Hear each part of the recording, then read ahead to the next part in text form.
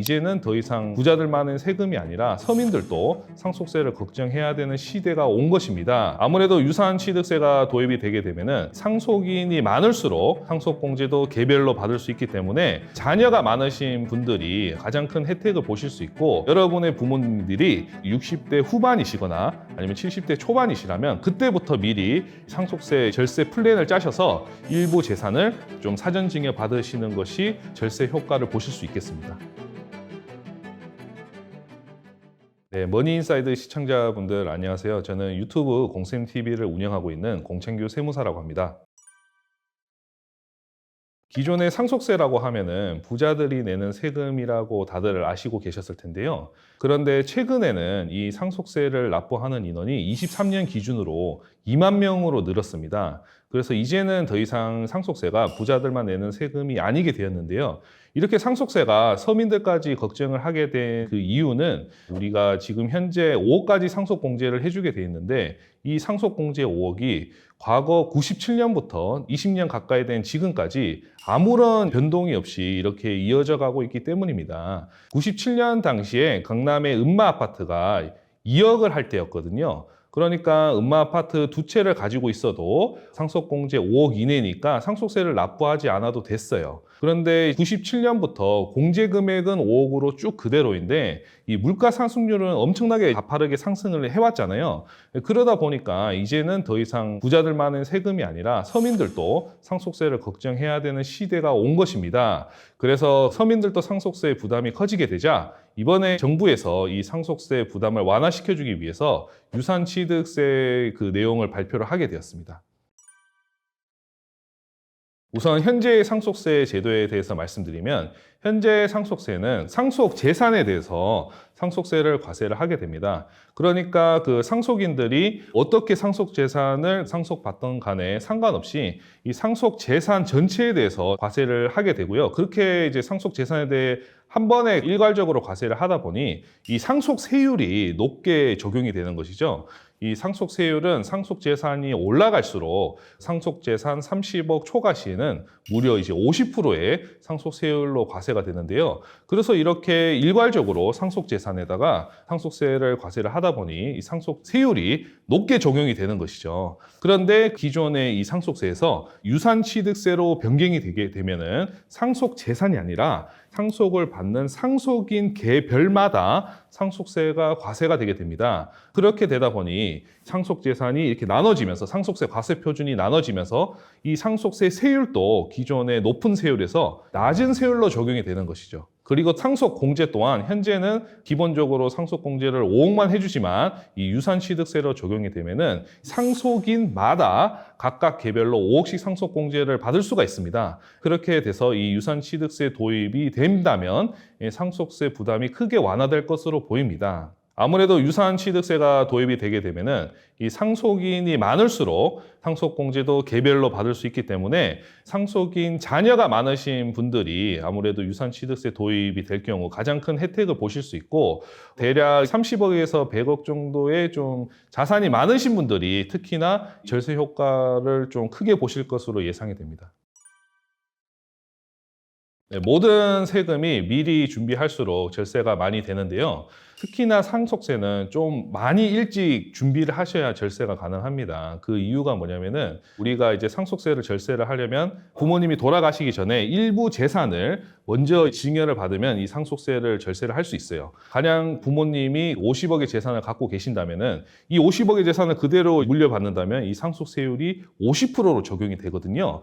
그런데 이제 부모님이 돌아가시기 전에 미리 일부 재산을 5억 정도를 증여를 받는다. 그럼 이 5억에 대해서 이제 증여세가 20%로 적용이 됩니다. 그러니까 이 사전 증여를 통해서 이 상속세 세율 50%로 적용될 것을 이 증여세율 20%로 적용이 됨으로써 무려 이제 30% 세율만큼 세이브를 할 수 있는 것이죠. 그래서 위같이 그 50억 재산 중 5억을 이제 사전 증여를 받는다면 거의 한 1억 5천만 원 정도 이제 절세 효과가 발생할 것으로 보입니다. 그런데 다만 이 사전 증여는 부모님이 돌아가시기 직전에 하면은 아무런 절세 효과가 없습니다. 부모님이 돌아가시는 날로부터 10년 내에 증여한 재산은 모두 다시 이 상속세 과세가액에 포함을 해서 상속세를 계산을 하게 되거든요. 그러니까 이 사전 증여를 이제 절세 효과를 보시려면 부모님이 돌아가시기 10년 훨씬 이전에 사전 증여를 받으셔야 합니다. 그래서 이제 여러분의 부모님들이 60대 후반이시거나 아니면 70대 초반이시라면 그때부터 미리 상속세 절세 플랜을 짜셔서 일부 재산을 좀 사전 증여 받으시는 것이 절세 효과를 보실 수 있겠습니다. 상속공제가 이제 기본적으로 5억까지는 된다고 말씀드렸잖아요. 그런데 가령 부모님 상속 재산이 토지밖에 없습니다. 토지밖에 없는데 이 토지의 공시가격이 2억밖에 되지가 않아요. 그러면 나는 굳이 상속세를 신고하지 않더라도 이 상속공제 5억 이내이기 때문에 신고를 하든 안 하든 이 상속세가 나오지 않습니다. 그런데 이제 이런 경우에 상속세를 신고를 하지 않으면 나중에 이제 부모님한테 물려받은 이 토지를 팔 때 엄청난 양도세를 내야 될 수도 있어요. 내가 이제 상속받은 토지를 팔 때는 상속세를 무신고하게 되면은 상속받은 토지의 취득 가격이 상속 당시 공시 가격이 됩니다. 근데 아무래도 이제 토지 공시 가격이라 하면 실제 시가랑 차이가 상당히 나겠죠. 그래서 가령 상속받은 토지 공시 가격이 2억인데 실제 이제 양도 가액이 5억이다. 그러면 이 3억에 대해서 양도소득세를 내야 됩니다. 특히나 이 토지 같은 경우는 양도소득세율이 매우 높은데요. 최고 세율이 거의 50% 이상 넘어가기 때문에 양도 차익의 절반 이상을 세금으로 내셔야 될 수도 있습니다. 그래서 제가 여러분한테 권해드리고 싶은 말씀은 부모님의 상속 재산이 5억이 넘지 않더라도 일부 상속 재산 중에 토지나 상가 같은 부동산이 있다. 그러면은 이때는 상속 부동산을 그 감정평가를 받아서 신고를 하시는 겁니다. 가령 아까 말씀드린 토지 공시가액 2억인 경우에는 이때는 이 토지를 감정평가를 5억으로 받아서 상속세를 우리가 신고를 하는 거죠. 그럼 이렇게 감정평가를 받아서 토지를 상속세를 신고를 하게 되면은 나중에 이 토지를 팔 때 이 토지 취득 가격이 공시가격이 아니라 감정평가를 받은 5억 원으로 적용이 되게 됩니다. 그럼 내 취득 가격이 5억이 되니까 내가 나중에 언제 양도를 해도 5억으로 양도를 하면 양도세를 한 푼도 내지 않을 수도 있겠죠. 그래서 부모님이 돌아가실 때 남겨주신 부동산이 공시가격 5억 미만이더라도 꼭 이 감정평가를 받으셔서 상속세를 신고하시는 것이 양도세를 절세할 수 있는 방법이다. 이렇게 말씀드리겠습니다. 국세청에 아무래도 시간과 인력에 한정이 되어 있다 보니까 모든 분들이 돌아가실 때마다 이 상속세 세무조사를 다 할 수는 없습니다. 그래서 일정 재산 이상일 경우에만 상속세 세무조사가 나오는데요. 보통 이제 15억 이상이면은 거의 이제 무조건 상속세 세무조사가 나온다고 보시면 됩니다. 왜 상속세 세무조사는 무조건 나오게 되느냐? 그 이유는 상속세를 우리가 계산을 할 때 고인이 물려주신 상속 재산뿐만 아니라 10년 내에 상속인에게 증여한 재산까지 이제 포함해서 상속세를 과세를 하는데 가령 이제 상속인이 그 부모님한테 계좌이체를 받고 증여세 신고를 성실하게 하지 않고 그냥 증여세 신고 없이 지나간 경우도 있겠죠. 그래서 이런 경우들이 의외로 상당히 많기 때문에 그래서 국세청에서는 이 상속세 세무조사 과정에서 상속인과 돌아가신 피상속인과의 이 계좌이체 내역, 그 10년간의 계좌이체 내역을 모두 조사를 하게 됩니다. 그래서 이 과정에서 이제 증여세를 무신고한 계좌이체 내역이 있다면은 이것을 이제 함께 포함을 해서 상속세를 과세를 하게 되는 거죠. 그래서 이 상속세 세무조사는 사실상 이제 어느 정도 일정 이상의 상속 금액이라면 필연적이라고 보실 수 있습니다. 가령 이제 부모님이 금융재산은 없으시고 아파트 한 채만 남기고 돌아가셨다고 가정해 볼게요. 그 아파트의 가액이 20억이라면 상속공제 5억을 제외하고 15억에 대해서 상속세가 4억 3천만 원 정도가 나오게 됩니다. 부모님이 물려주신 재산 중에 금융재산이 없으니까 자녀가 뭐 여유자금이 있으면 상속세를 납부를 할 수 있지만은 갑자기 부모님이 돌아가시면 이 4억 3천만 원이라는 이 세금을 낼 돈이 없잖아요. 그래서 이렇게 상속세를 낼 돈이 없어서 부모님이 물려주신 부동산을 좀 이제 급하게 급매로 판다든지 이런 분들도 이제 종종 있습니다.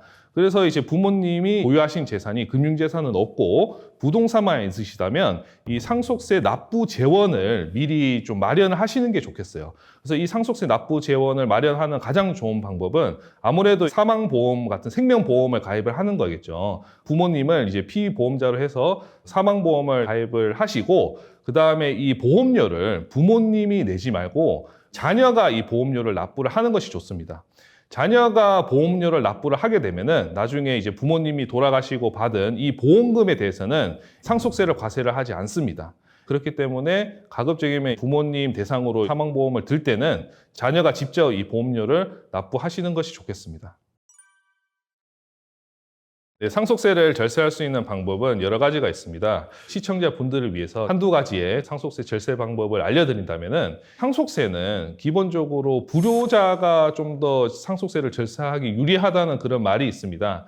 무엇이냐면, 부모님이 금융재산은 없고 이 부동산만 있으신 경우에는 아무래도 이제 자녀 입장에서는 이제 부모님의 생활비나 병원비 등을 대신 부담을 하셔야 되잖아요. 그런데 자녀가 이제 부모님 대신 부담한 이 생활비나 병원비는 이 상속세에서 아무런 공제가 되지가 않습니다. 그렇다고 부모님이 금융자산도 없는데 그 자녀가 뭐 상속세를 절세하기 위해서 또 이제 부모님을 도움을 안 드릴 수도 없잖아요. 그래서 이런 경우에는 가장 좋은 방법이, 일단은 이제 부모님이 보유하신 주택을 담보로 해서 주택연금을 받는 것이 가장 좋고요. 주택연금을 받게 되면 아무래도 금융부채로 계산이 되기 때문에 금융부채는 나중에 이제 상속부채로 이제 제외를 해줍니다. 그래서 상속세를 절세할 수가 있고, 만약에 이 주택연금 가입이 어렵다면은 자녀가 이제 부모님에게 차용증을 쓰고 목돈을 일시에 드리는 거죠. 그렇게 일시에 드리면서 차용증을 작성한다면 이 또한 이제 상속부채로 적용이 되어서 나중에 상속세 절세에 도움이 되실 수 있습니다. 그러니 그 부모님에게 돈을 드릴 때는 그냥 이제 드리지 마시고 차용증을 쓰는 것이 상속세 절세하시는데 조금이라도 도움이 된다, 이렇게 하시면 되겠습니다.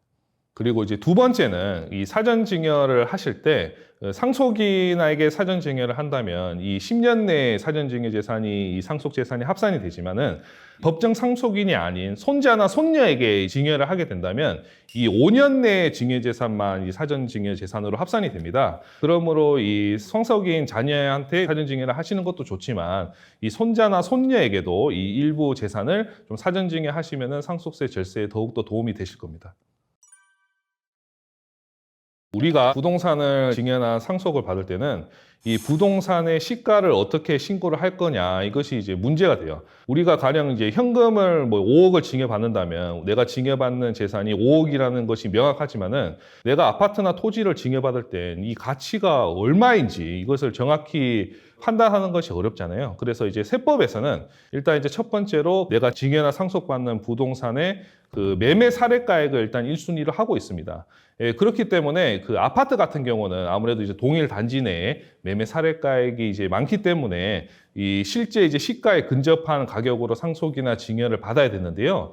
그런데 이 토지나 상가 같은 경우는 이 매매 사례 가격을 적용하기가 어려워요.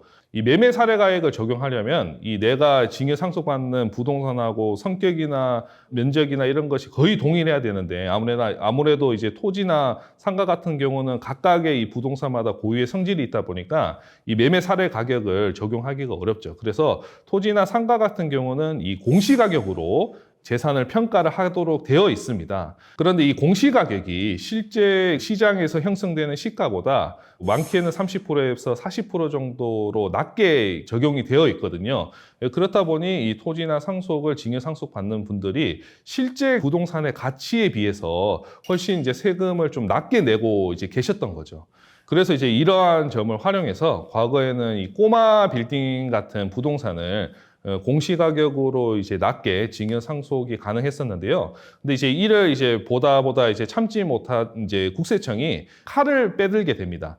예, 이것이 이제 국세청의 감정평가 사업이라는 건데요. 물론 이제 토지나 상가의 부동산 평가는 공시가격으로 평가하는 것이 합법적이지만은 이제 공시가격으로 우리가 이제 증여세 상속세를 신고하게 되면 실제 우리가 증여받는 재산 가치에 비해 세금을 너무 적게 내는 것이 아니냐.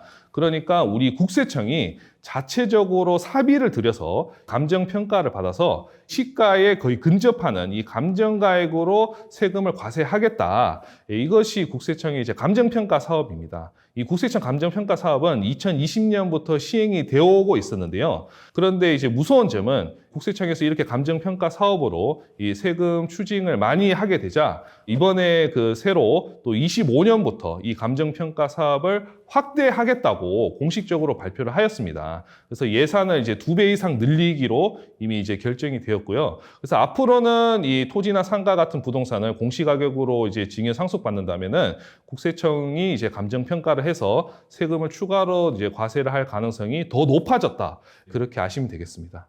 이 국세청 감정평가 사업도 예산이 한정되어 있다 보니까 아무래도 이제 모든 그 토지, 뭐 상가의 부동산 증여 상속에 대해서 전부 다 이 감정평가를 할 수는 없어요. 그래서 물론 이 기준 자체가 뭐 명확하게 법으로 나와 있는 것은 아니지만은 실무적으로 공시가격 20억 이상인 경우에는 국세청이 감정평가를 할 가능성이 매우 높다. 이렇게 보시면 됩니다. 그래서 이제 공시가격이 1억이나 2억 정도의 비교적 소액인 부동산을 증여받으실 때는 이때는 이제 그냥 공시가격으로 증여 상속을 하셔도 아무런 문제가 없을 것으로 예상이 되고요. 만약에 내가 부모님의 부동산을 공시가격 20억 이상의 부동산을 증여 상속받게 된다면은 이때는 국세청이 감정평가를 할 가능성이 매우 높으니까 우리가 먼저 감정평가를 받는 것이 좀 유리할 수 있습니다. 이게 왜 그러냐면은 감정평가라는 것이 감정평가 금액의 범위가 의외로 좀 유동적이거든요. 가령 이제 실제 시가가 20억인 부동산을 예로 들리자면은 이 감정평가인 경우 이제 감정평가사의 그 주관적인 의견이 들어가기 때문에 20억보다 높게 평가를 할 수도 있지만 20억보다 낮게도 평가를 할 수 있어요. 그래서 실무적으로 20억 기준으로 한 22억까지 높게 평가 가능하고 또 이제 18억까지 낮게 평가 가능한 거죠. 그런데 이제 아무래도 국세청 입장에서는 이 감정평가를 시행을 한다면은 아무래도 이제 실제 시가에 거의 근접하거나 높게 받을 가능성이 높잖아요. 그러니까 이제 여러분들이 그 국세청의 감정평가를 하기 전에 미리 자체적으로 감정평가를 받아서 실제 시가보다 한 10% 정도 낮게 감정평가를 받는다면은 국세청한테 감정평가 받는 것보다는 조금이라도 좀 절세를 하실 수 있을 것으로 예상됩니다. 세무 공무원이 세금을 많이 추징을 하면은 포상금을 준다. 즉 이제 인센티브를 주겠다. 이런 내용이 개정이 되었습니다. 그러니까 우리가 어떤 의심스러운 정황이 있으면은 국세청이 일단 유죄로 본다는 거죠. 앞으로는 세무조사에서 이 세무 공무원들이 굉장히 강압적으로 좀 타이트하게 나오지 않을까. 그런 걱정이 좀 굉장히 많이 듭니다. 최근 2년간 이 세수 펑크가 굉장히 좀 심해졌습니다. 23년에 56조, 24년에 30조, 2년 가까이, 90조 가까이 세수가 펑크가 나게 된 거죠. 심지어 또 올해 이제 트럼프의 어떤 관세 이슈라든지 이런 것 때문에 아무래도 이제 법인들의 이제 그 경영이 어려워질 것으로 예상이 되잖아요. 법인들의 이제 이익이 줄게 되면 또 이제 법인세가 또 줄게 되겠죠. 그래서 올해 또한 좀 세수 펑크가 어느 정도는 예상이 됩니다. 그래서 이제 정부 입장에서는 이렇게 이제 세수가 부족한 상태니까 아무래도 일정 이상의 세수를 확보를 하려면은 어느 정도의 또 세무조사는 또 확대를 해야겠죠. 그래서 이제 기본적으로 세무조사가 조금은 좀 확대가 되지 않을까 그렇게 예상은 됩니다. 근데 이제 다만 이 경기가 이제 어렵다 보니까 이 사업자 세무조사를 확대하는 건 좀 어려울 거예요. 이 경기가 어려운데 그 법인 사업자나 개인 사업자의 세무조사를 확대를 하게 되면은 아무래도 이 세무조사를 받게 되면 사업 운영에 어느 정도 차질을 좀 받을 수밖에 없거든요. 그렇다 보니까 보통 이제 경기가 좀 안 좋을 때는 사업자 세무조사는 어느 정도 좀 축소하는 경향이 있습니다. 그런데 이제 반대로 자금 출처 조사라든지 상속세 세무조사는 우리가 경기라는 그런 영향과는 사실 무관한 조사거든요. 그래서 이 자금 출처 조사나 상속세 세무조사로 이 조사가 대폭 확대될 것으로 예상하고 있습니다. 그리고 이제 올해 개정된 내용인데요. 굉장히 충격적인 그 개정 사항이 있습니다. 세무 공무원이 세금을 많이 추징을 하면은 포상금을 준다. 즉 이제 인센티브를 주겠다. 이런 내용이 개정이 되었습니다. 세무 공무원이 세금을 잘 추징한 금액에 대해서 이제 10%를 이제 포상금으로 연간 2천만 원 한도로 포상금을 지급하겠다. 이런 내용입니다. 기존에는 세무 공무원 분들이 세금을 많이 추징을 해도 사실 이제 본인들에게 직접적으로 금전적으로 이득이 될 것은 없었잖아요. 그래서 우리가 이 세무조사를 실제로 받게 되는 경우 이 세무 대리인으로서 세무 공무원들과 어느 정도 좀 협의를 하는 부분이 있습니다. 세무조사를 통해서 일정 부분이 과세가 됐다면은 좀 사실관계가 애매한 부분들이 있을 거잖아요. 그래서 이런 부분들은 우리가 굳이 이제 문제를 삼지 않고 좀 넘어가자. 좀 이런 식으로 이제 세무 공무원들과 어느 정도 업무적으로 협상하거나 그런 부분들이 있었어요. 왜냐하면 사실 이것은 이제 세무 공무원 입장에서도 굳이 그 본인들이 어떤 금전적인 그 이득도 없는데 무리하게 억울하게 이 세금을 추징할 이유는 없었거든요. 그런데 이번에 그 세무공무원들에게 이 포상금을 지급하겠다 이렇게 이제 개정을 하게 됨으로써 앞으로는 이 세무조사에서 이 세무공무원들이 굉장히 강압적으로 좀 타이트하게 나오지 않을까, 예, 그런 걱정이 좀 굉장히 많이 듭니다. 참 세법이 무서운 게 우리가 보통은 형사처벌 같은 관계에서는 무죄 추정의 원칙이 있잖아요. 그런데 이 세금에 있어서는 유죄 추정의 원칙입니다. 그러니까 우리가 어떤 의심스러운 정황이 있으면은 국세청이 일단 유죄로 본다는 거죠. 그래서 가족 간의 계좌이체는 국세청에서 증여로 추정을 하는데요. 국세청에서 이 가족 간 계좌이체를 증여로 볼 테니까 증여가 아니라는 사실을 납세자가 먼저 입증을 해보라는 거죠. 그래서 실제로 이 계좌이체 내역이 증여가 아니더라도 납세자가 명확하게 증여가 아니라는 사실을 입증을 하지 못하면 억울하게 이 증여세나 상속세가 과세되는 경우가 있습니다. 가장 대표적인 게 자녀의 신용카드를 이제 부모님이 사용한 경우죠. 근로자 같은 경우는 본인의 이제 신용카드를 부모님에게 건네주고 신용카드 소득공제를 많이 받기 위해서 본인의 신용카드를 부모님한테 좀 사용해달라 이렇게 부탁하는 경우가 있습니다. 그럼 부모님은 이 그 자녀의 신용카드를 사용을 하고 이 사용한 금액에 대해서 대신 계좌이체로 이렇게 정산을 해주시겠죠. 그런데 이제 이것은 당연히 증여가 아니잖아요.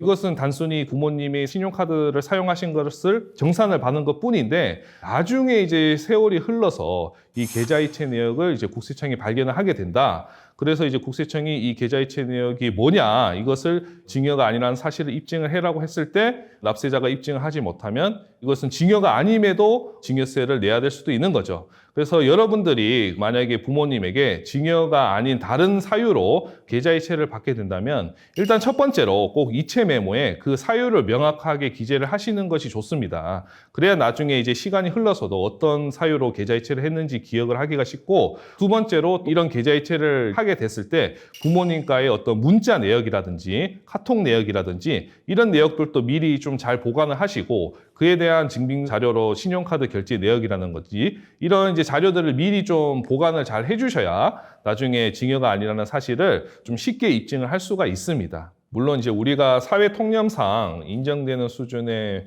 뭐 10만 원, 20만 원, 30만 원 이 정도 수준의 용돈 같은 경우는 국세청에서도 굳이 과세를 하고 있지는 않습니다. 사실 그 금액을 과세를 해봤자 어차피 세금이 얼마 안 나오기 때문에. 그런데 이제 용돈이라는 그 금액의 기준이 또 명확하지가 않잖아요. 또 누군가는 용돈을 수천만 원을 용돈이라는 명목으로 지급하거나 받을 수도 있는 거니까. 그래서 이렇게 이제 금액이 우리가 사회 통념상 상식적인 금액 내에서의 용돈이라면은 증여세가 과세될 일은 없겠지만은 그 금액을 벗어나서 뭐 수백만 원, 수천만 원을 용돈으로 지급한다면 그것은 일반적인 현금 증여와 다를 것이 없기 때문에 실질적으로 현금 증여와 다를 것이 없기 때문에 증여세가 과세될 수 있습니다.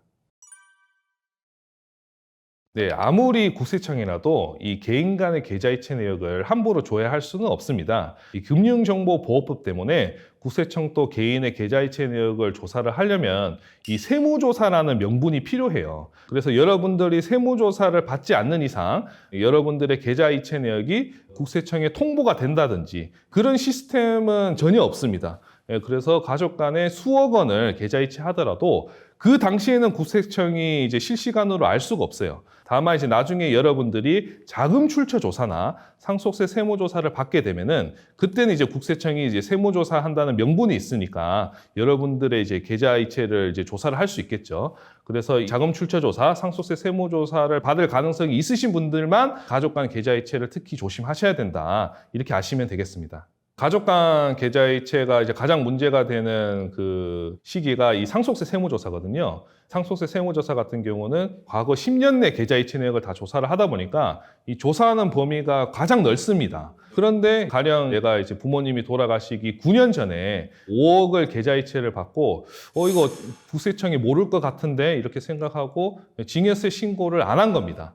증여세 납부를 이제 하기가 아까워서 증여세 신고를 하지 않았어요. 그런데 이것이 나중에 9년 뒤에 상속세 세무조사에서 밝혀지면은 그때는 당연히 이 5억에 대한 증여세는 당연히 납부를 해야겠죠. 이 5억에 대한 증여세가 대략 9천만 원 정도 나오는데요. 그런데 문제는 이 이제 증여세뿐만이 아니라 가산세도 상당히 많이 발생을 합니다. 일단 이제 첫 번째로 그 당시 증여세를 신고하지 않았으니까 무신고 가산세가 발생해요. 이 무신고 가산세는 본세의 20%입니다. 그러니까 본세 9천만 원의 20%인 한 1,800만 원 정도가 무신고 가산세가 되겠죠. 그리고 두 번째로 이 납부지연 가산세라는 것이 있습니다. 이 납부지연 가산세가 상당히 무섭습니다. 납부지연 가산세라는 것은 내가 9년 전에 세금을 냈어야 되는데 세무조사를 통해서 이제서야 세금을 늦게 낸 거잖아요. 그러니까 그 이자 성격의 가산세를 내라는 건데요. 그런데 이 이자율이 무려 8%입니다. 그러니까 9년 전에 늦게 낸 세금을 지금 납부를 한다면 이 납부지연 가산세가 9년에 8%를 계산하면 거의 이제 72%가 나오는 거죠. 그러니까 이 가산세만 거의 이제 본세에 가깝게 세금이 나오는 겁니다.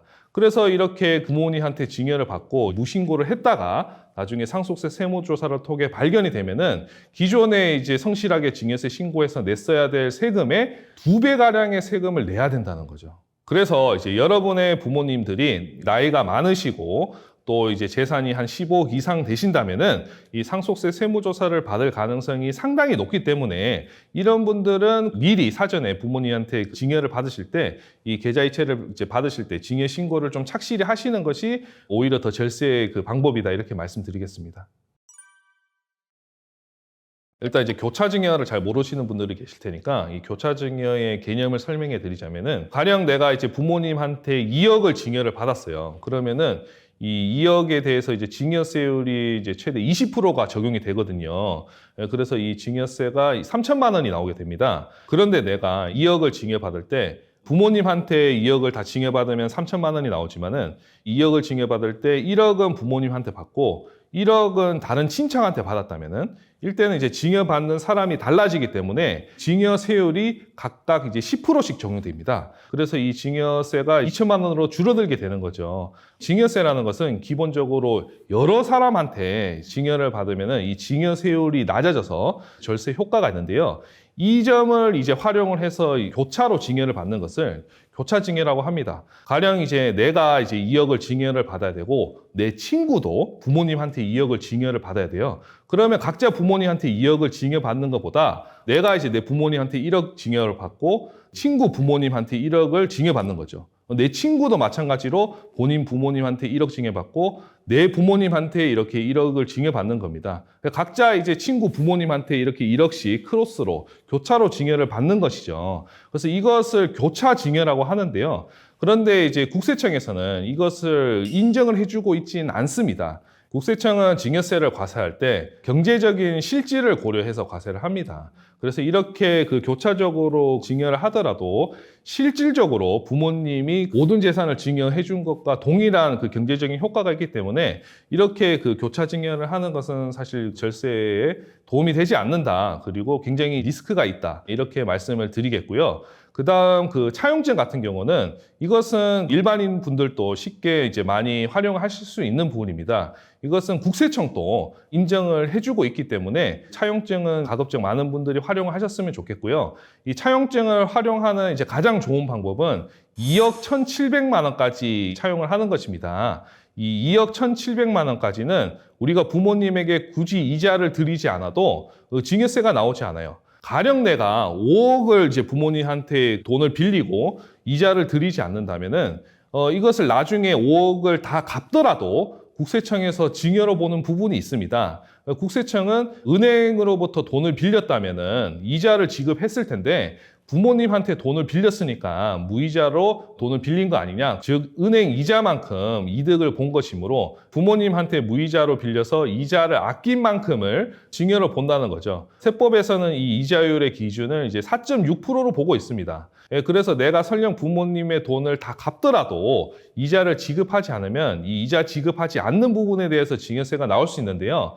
그런데 그 연간 이자 금액이 1,000만 원 미만인 경우에는 굳이 이자를 지급하지 않아도 증여세를 과세를 하지 않습니다. 그래서 2억 1,700만 원에 이제 4.6% 세법상 이자율을 계산하게 되면은 1,000만 원 미만이죠. 그래서 1,000만 원 미만이기 때문에 굳이 이자를 지급하지 않아도 증여세가 과세가 되지 않는데요. 또 이제 그렇다고 이 차용증 문서 하나만으로 이 부모님에게 증여받은 게 아니라 차용이라는 것을 인정받기는 좀 어려워요. 그래서 이자 지급 대신에 무언가 이제 다른 차용이라는 근거를 남겨야 되는데요. 그래서 좋은 방법이 원금을 분할해서 상환하는 것입니다. 이자 지급 대신에 매월 원금을 50만 원씩 이렇게 이제 지급을 한다면은 그것은 내가 이미 원금을 분할해서 상환을 하고 있기 때문에 이자를 지급하지 않더라도 국세청에서 증여로 보기 어렵다는 거죠. 그래서 2억 1,700만 원을 차용을 한다면은 무이자로 하되 매월 50만 원씩 원금을 분할해서 상환을 하시고 차용 기간은 10년 정도로 하는 것이 적당합니다. 차용 기간이 이제 10년으로 하면은 내가 10년 뒤에 받을 증여공제를 미리 지금 현재 시점에서 사용할 수 있는 효과가 있어요.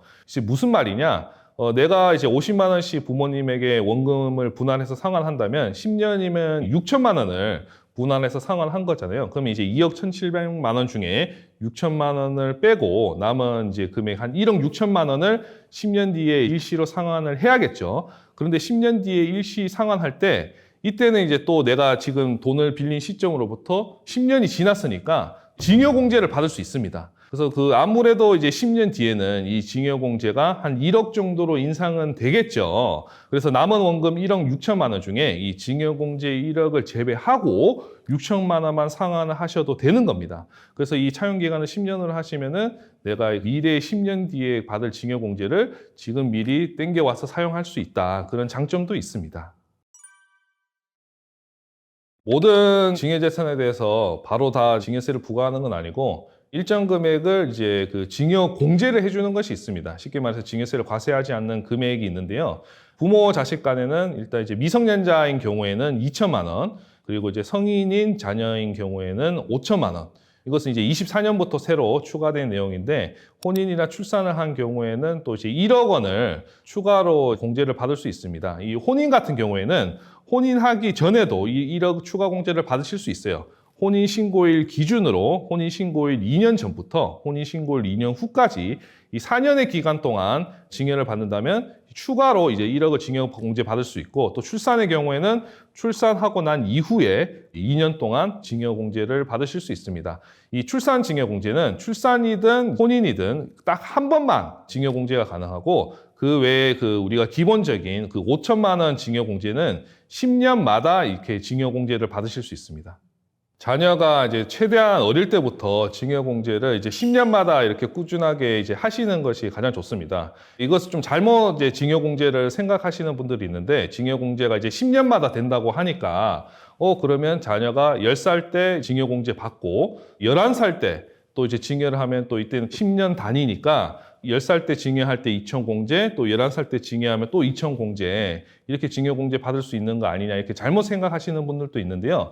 이 증여공제라는 것은 이 나이대에 맞춰서 10대, 20대, 30대 이렇게 이제 적용되는 것이 아니라 최초로 증여를 받는 시점부터 10년이 지나야 다시 증여공제를 받을 수 있습니다. 그러니까 이제 내 자녀가 가령 이제 1살일 때 2천만 원 증여를 공제를 해줬다면은, 증여공제를 받아 증여를 해줬다면은 1살부터 또 10년 뒤에 11살 때 추가로 증여공제를 받으실 수 있는 거죠. 근데 이제 증여 신고를 늦게 한다면은 예를 들어서 이제 자녀가 뭐 8살 때 이제 증여공제를 이제 받았다. 그렇게 되면 또 이제 10년 뒤인 18살 때 또 증여공제를 받게 되고 이런 식으로 이 증여공제를 받을 수 있는 시기가 늦어지는 거죠. 그래서 가급적이면 자녀가 태어나자마자 이 2천만 원을 이제 증여해서 증여공제 신고를 하시는 것이 가장 좋습니다. 그리고 이제 특히 이제 미성년자 같은 경우 이렇게 이제 현금을 증여를 하고 이 현금으로 주식을 취득을 하는 경우가 있습니다. 미성년자 자녀한테 현금을 증여하고 그 돈으로 미성년자가 이제 주식을 취득을 하게 되면은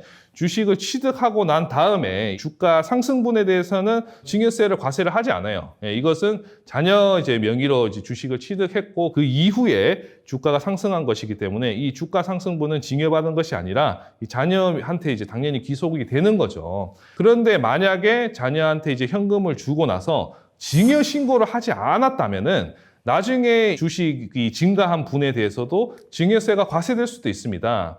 그 이유는 국세청에서 부모님이 미성년자 자녀의 계좌를 명의 신탁해서 사용한 것으로 본다는 거죠. 자녀한테 현금을 증여를 해서 자녀가 실질적으로 이 주식을 취득한 것이 아니라 부모가 자녀의 그 계좌를 사용한 것뿐이다. 그러니 이제 나중에 자녀가 이제 실제로 이 주식을 팔고 나서 주식 가치가 이제 급등한 가격 전체에 대해서 그때 이제 증여세를 과세를 하게 될 수도 있습니다. 그래서 이렇게 이제 그 많이 과세되는 것을 피하시려면은 자녀에게 현금을 증여를 하고 나서 반드시 이 증여 신고를 꼭 하셔야 됩니다. 이 증여 신고를 하게 되면은 명확하게 이 증여를 했다는 것에 의사가 표시가 되기 때문에 그 이후에 주가 상승분에 대해서는 증여세가 과세되지 않습니다. 가족이 있으면 당연히 이제 부양을 해야 될 그 의무가 있잖아요. 내가 자식이나 배우자가 있다면 당연히 자식이나 배우자를 부양해야 되고, 나이가 드신 부모님이 이제 생활력이 없으시면 당연히 또 이제 부모님을 부양을 해야 되고, 그것은 이제 민법에서도 정해진 부양 의무입니다. 근데 이 부양 의무를 이제 했다고 국세청에서 증여세를 과세를 한다면 그거는 이제 국민의 기본권을 좀 침해하는 상황이 되겠죠. 그래서 이 국세청에서도 부양가족 의무가 있는 가족에게 생활비나 교육비를 지급하는 것은 증여세를 과세를 하지 않고 있습니다. 그런데 이제 여기서 조심하셔야 될 게 이 부양 의무인데요. 가령 이제 부모님이 있는데 조부모님, 즉 할아버지 할머니가 이 손자의 교육비를 대신 부담을 한다. 그럼 이때는 증여세가 과세가 될 수 있습니다. 기본적으로 자녀의 부양 의무는 부모에게 있지 조부모에게 있는 것은 아니거든요. 그러므로 이 부모가 있는데도 불구하고 조부모님이 손자의 교육비를 부담한다면 그것은 증여세가 과세될 수 있으니 조심하셔야 합니다.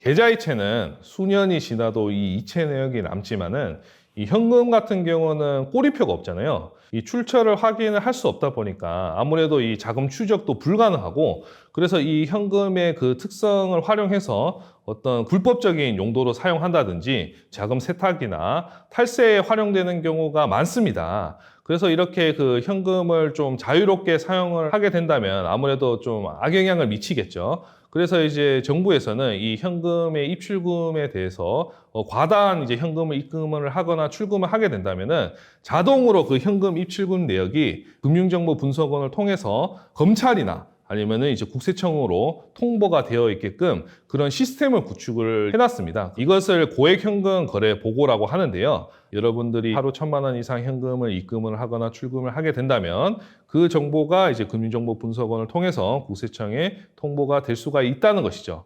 국세청은 현금 입출금 정보를 세무조사하는 데 굉장히 잘 활용을 하고 있습니다. 이 현금 입출금 정보를 통해서 매년 1만 건 이상, 세수로는 이제 2조 원 이상 추징을 하고 있습니다. 국세청이 이 현금 입출금 정보로 굉장히 많은 세무조사를 잘 활용을 하고 있다 보니까 가급적이면 하루 1,000만 원 이상의 현금 입출금을 하지 않는 것이 좋겠죠. 국세청에서는 이 현금 입출금을 하는 내역을 기본적으로 계좌이체를 해도 되는데 굳이 불편하게 현금 입출금을 하게 한 이유가 아무래도 이제 탈세를 하기 위해서 하는 것이 아니냐, 이렇게 좀 이제 색안경을 끼고 보고 있기 때문에 현금 입출금 내역이 국세청에 이제 통보가 되면은 세무조사를 받게 되실 가능성이 굉장히 높게 되거든요. 그러니까 이제 여러분들도 가급적이면 현금 입출금보다는 계좌이체를 활용하시라고 권해드리고 싶습니다. 고액현금 거래 보고는 보고 기준이 하루 1,000만 원이라고 말씀드렸는데, 그러면 이제 머리를 좀 이제 잘 굴려서 가령 이제 하루에 999만 원씩 현금을 이제 입출금하면은 그거는 국세청이 모르는 거 아니냐 이렇게 생각하실 수도 있어요. 그런데 이제 하루 999만 원씩 100일이면은 거의 10억에 가깝거든요. 이렇게 현금 입출금하는 것을 아무런 제재를 가하지 않는다면은 고액 현금 거래 보고가 아무런 의미가 없겠죠. 그래서 하루 1,000만 원 미만이더라도 그 현금 입출금 정보가 자동으로 보고가 되는 그런 제도가 있습니다. 이것을 의신거래 보고라고 하는데요. 이 의신거래 보고는 이제 그 시스템 상으로 자동으로 보고되는 것은 아니고 그 각 은행 지점에서 자체적으로 판단을 하게 됩니다. 그런데 이 은행 지점에서 이 의신거래 보고를 소홀히 하게 되면은 이 금융감독원으로부터 이 은행원이 그 징계를 받게 돼 있어요. 그러니까 이 은행원 입장에서는 이 의신거래 보고를 소홀히 했다가 징계를 받으면 자기만 손해니까 의신거래 보고의 그 기준이 생각보다 굉장히 타이트합니다. 그래서 이 의신거래 보고 기준이 그 법으로 명확히 뭐 정해져 있거나 그런 기준은 없습니다만 제 개인적인 의견으로는 연간 현금 입출금 총 금액이 5천만 원 이상이면 의신거래 보고로 자동으로 통보될 수 있는 가능성이 있다. 그러니 조심하셔야겠습니다. 불가피하게 또 이제 현금을 입출금해야 되는 경우도 있을 거예요. 이런 경우에 여러분의 현금 입출금 내역이 국세청에 좀 통보되지 않을 수 있는 한 가지 방법을 알려드린다면은 여러 은행을 좀 활용하시는 겁니다. 가령 이제 국민은행에서 내가 900만 원의 현금을 입금을 했고 신한은행에서 또 이제 같은 날 900만 원 현금을 입금했습니다. 그럼 나는 이제 하루에 현금을 1,800만 원을 입금을 했잖아요. 하지만 이것은 고액 현금 거래 보고로 통보가 되지 않습니다. 그 이유는 각 은행끼리는 이 현금 입출금 내역을 공유를 하고 있지 않거든요. 그래서 여러분들이 가급적이면 이 여러 금융기관 은행을 이제 활용을 하셔서 각 은행마다 900만 원씩 조금씩 현금을 이제 입출금하시면은 아무래도 이제 한 은행을 이용하시는 것보다는 여러 은행 이제 현금 입출금 내역이 국세청에 통보될 가능성이 낮아진다. 그렇게 아시면 되겠습니다. 음식점이나 이제 빵집은 가업상속공제 업종에 해당이 되거든요. 가업상속공제 효과가 워낙 크다 보니까 절세 혜택을 보기 위해서 대형 베이커리 카페가 급증을 하고 있는 것이 아니냐, 세제 혜택이 과하고 타당한 거냐 이렇게 좀 생각이 드실 수도 있어요. 물가는 계속 상승하는데 기본적인 징여공제, 상속공제는 그대로이다 보니까 아무래도 서민들만 세금 부담이 커지고 있는 상황이죠.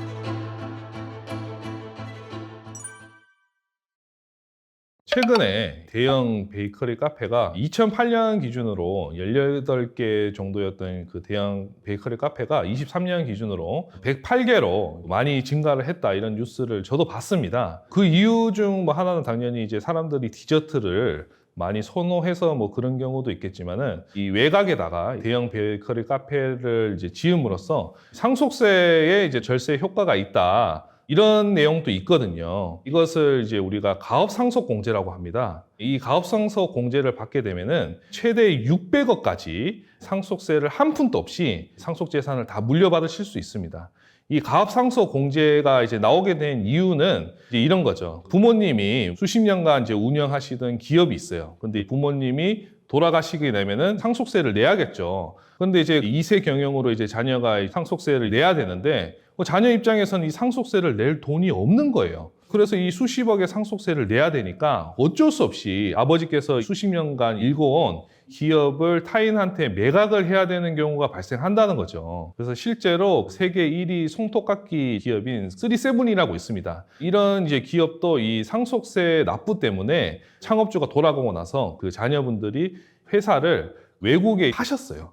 이렇게 이제 상속세 때문에 이 수십 년간 잘 운영해온 기업들이 이 외국 그 법인에 팔리고 이런 현상이 일어나니까, 그래서 이제 그 정부에서 부모님이 가업을 그 자녀가 물려받는다면은 이 상속세 공제를 대폭 해주겠다. 그래서 이것이 이제 가업상속공제입니다. 그래서 이 가업상속공제 효과가 워낙 크다 보니까 이 가업상속공제의 그 절세 혜택을 보기 위해서 대형 베이커리 카페가 급증을 하고 있는 것이 아니냐, 이렇게 보는 시각들도 있습니다. 그런데 이제 저 개인적인 입장으로는 또 절세를 위해서 이 베이커리를 짓지는 않았을 것이다, 이런 생각이 드는 게, 이 가업상속공제를 받기 위해서는 그 요건이 굉장히 까다롭습니다. 일단 이제 첫 번째로 돌아가신 부모님께서 기업을 10년 이상 동안 운영을 하셔야 돼요. 그러니까 최소한 부모님이 돌아가시기 10년 훨씬 이전에 이런 이제 베이커리 카페를 부모님이 사업자를 미리 운영을 하셔야 되고,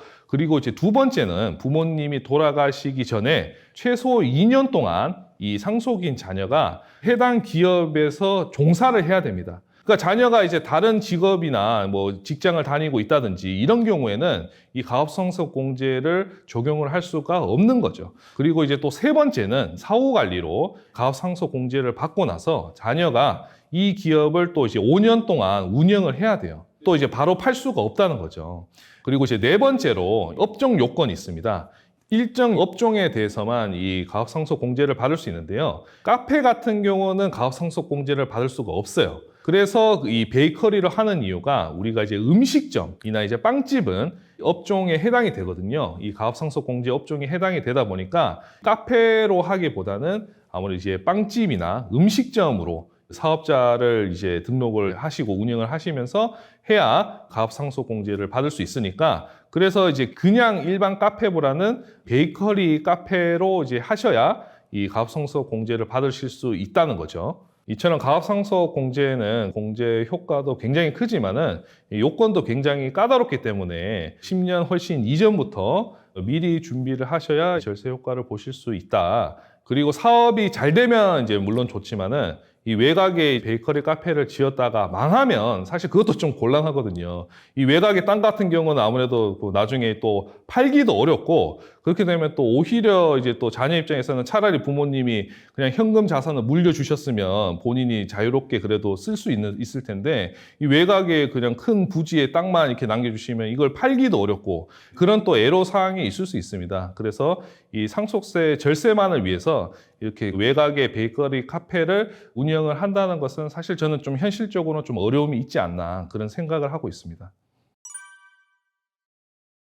네, 아까 이제 가업상속공제 같은 경우는 부모님이 돌아가셨을 때 받을 수 있는 세제 혜택이고 이 창업자금 증여세 특례는 부모님이 이제 살아 계실 때 미리 이제 자녀가 이제 창업을 해야 되는데 돈이 이제 부족하니 부모님한테 창업자금을 증여를 받을 때 이때는 5억까지는 증여세를 과세를 하지 않고 5억을 초과해서 50억까지는 세율을 10%로 낮은 세율로 적용을 해주고 있습니다. 그래서 일반적으로 우리가 현금 증여를 받는 것보다 이 창업자금 증여세 특례를 활용하면은 이 증여세를 상당히 절세를 많이 할 수 있겠죠. 그런데 이 창업자금 증여세 특례 같은 경우도 이 요건이 굉장히 까다로워요. 일단은 이 창업자금을 증여를 받고 나서 2년 이내에 창업을 하셔야 되고 그 다음에 4년 이내에 이 증여받은 창업 자금을 전부 다 사업 용도로 다 사용을 하셔야 됩니다. 그 다음 창업을 하고 나서 10년 동안 사업을 유지를 하셔야 되고요. 그래서 이 창업 자금으로 증여세 특례를 이제 활용을 하시려면은 나중에 국세청에서 이렇게 이제 창업을 했는지 증여받은 자금으로 이제 전부 다 사업 용도로 사용을 했는지 이런 것들을 국세청에서 굉장히 이제 엄격하게 사후 관리를 하고 있습니다. 네, 그래서 만약에 내가 4년 이내에 창업 자금으로 모두 사용을 해야 되는데 그러지 못했다. 그럼 사용하지 못한 자금에 대해서는 이제 당연히 가산세를 내야겠죠. 연이자율 8%에 해당되는 납부지연 가산세를 내셔야 합니다. 진짜로 이제 자녀가 창업을 해야 돼서 그 돈이 이제 일시적으로 급하다. 그럼 이런 경우는 창업자금 증여세 특례를 활용하시는 것이 좋지만은 사실 이 창업자금 증여세 특례에는 이 한 가지 함정이 있습니다. 지금 당장은 증여세를 감면을 해주지만 나중에 부모님이 돌아가셨을 때 이 증여받은 창업 자금을 전부 다 상속 재산에 포함을 해서 결국에는 상속세로 다 세금을 내셔야 돼요. 우리가 사전 증여 같은 경우는 상속일로부터 10년이 지나면 이 상속 재산에 과세가 되지 않잖아요. 그런데 창업자금 증여세 특례를 받았다면은 10년이 훨씬 지났어도 이것은 무조건 상속 재산에 포함이 됩니다. 이처럼 창업자금 증여세 특례를 활용하면은 나중에 무조건 상속세로 내셔야 하니까 차라리 그냥 일반적인 현금 증여를 통해서 사전 증여를 했다면 그때는 이제 10년이 지나면 상속세 과세가 되지 않으니까 어떤 경우에서는 오히려 현금 증여가 더 유리할 수 있다. 그러니까 이 유불리를 잘 좀 따져 보셔야겠습니다. 또 최근 대두된 절세 방법 중에서 여러분도 한 번쯤은 들어보셨을 거예요. 가족법인이라는 것이 있습니다. 부모님과 자녀가 이제 같이 주주로 구성된 이 법인을 활용해서 증여세를 절세를 할 수 있는데요. 가령 이제 부모님이 이제 지분이 50%, 자녀 지분 50%인 법인을 만듭니다. 법인의 자본금은 총 1,000만 원으로 해서 부모님 500만 원, 자녀 500만 원 자본금을 설립을 해서 이제 일단 법인을 만드는 거죠. 그다음에 이렇게 법인을 만든 다음에 이 부모님이 그 본인이 갖고 계신 현금을 부모님이 그 가족 법인에게 무상으로 40억을 빌려준다. 그리고 그 40억으로 법인이 부동산을 취득을 하게 되면은 결국은 이제 자녀 입장에서는 부동산의 50%의 지분을 사실상 취득을 하는 거나 마찬가지죠. 그런데 이렇게 부모가 가족 법인에게 무상으로 40억을 이렇게 그 빌려주더라도 세법상으로는 아무런 불이익이 없습니다. 네, 우리가 이제 그 부모 자식 간에는 그 무이자로 2억 1,700만 원까지만 무이자로 빌려줄 수 있는데요. 이 법인 같은 경우는 개인 간의 무이자 금액의 무려 10배까지 가능합니다. 그러니까 21억 7천만 원까지는 법인에게 무상으로 빌려줄 수 있다는 거죠. 그런데 이제 자녀의 지분이 50%니까 부모님이 40억을 법인에게 빌려주더라도 자녀 이제 지분에 대한 50%인 20억을 이제 자녀가 무상으로 대여하는 효과가 발생하겠죠. 그러니까 이제 21억 7천만 원 미만이므로 이 같은 경우에는 어떠한 증여세도 발생을 하지 않고 있습니다. 자녀 입장에서는 아무런 자금 없이 무상으로 부동산을 취득을 할 수 있고 또 이런 부동산에서 발생하는 임대소득 또한 또 이제 50%는 자녀한테 기속이 되기 때문에 상당히 좋은 절세 방법이라고 할 수 있겠죠. 그래서 언뜻 보기에는 이게 좀 너무 세제 혜택이 과하고 타당한 거냐 이렇게 좀 생각이 드실 수도 있어요. 왜 그러냐면 사실 우리가 이런 그 가업 상속 공제라든지 가족 법인이라든지 이런 경우는 어쨌든 극소수의 돈이 많으신 부자들만이 활용할 수 있는 그런 방법이잖아요. 그런데 오히려 그냥 일반 이제 서민분들은 징여 공제가 5천만 원밖에 되지 않고 상속 공제도 5억밖에 되지 않으니까 이건 오히려 부자들보다 서민들이 더 세금을 많이 내는 거 아니냐. 이렇게 생각하시는 분들이 많습니다. 저 또한 이제 그런 의견에 좀 어느 정도 동의를 하고, 그래서 이제 가장 시급한 거는 결국에는 이 기본적인 상속 공제와 이 징여 공제를 좀 대폭 인상할 필요가 있습니다. 이 현재 상속 공제는 97년부터 아무런 인상이 없이 이어지고 있고, 이 징여 공제 또한 2014년부터 10년 이상 그 아무런 인상 없이 이어지고 있습니다. 이렇게 물가는 이제 계속 상승하는데 이 기본적인 징여 공제, 상속 공제는 계속 그대로이다 보니까 아무래도 이제 서민들만 계속 이 세금 부담이 커지고 있는 상황이죠. 그래서 저는 이 징여공제, 상속공제를 좀 최소한 2배 이상으로 대폭 인상하는 것이 시급하다. 이렇게 의견을 드리고 싶습니다. 사실 이게 또 편법이라고 말씀을 하시면은 이게 불법이라고 하시는데, 아까 말씀드린 뭐 가업상속공제라든지 뭐 창업자금 증여세 특례라든지 이런 것들이 편법은 아니에요. 다 합법적인 것이고, 우리가 이제 어떤 뭐 절세하는 목적으로서 베이커리를 창업을 하더라도 이것은 편법이 아니라 굉장히 합법적이고 아무런 문제가 없는 방법입니다.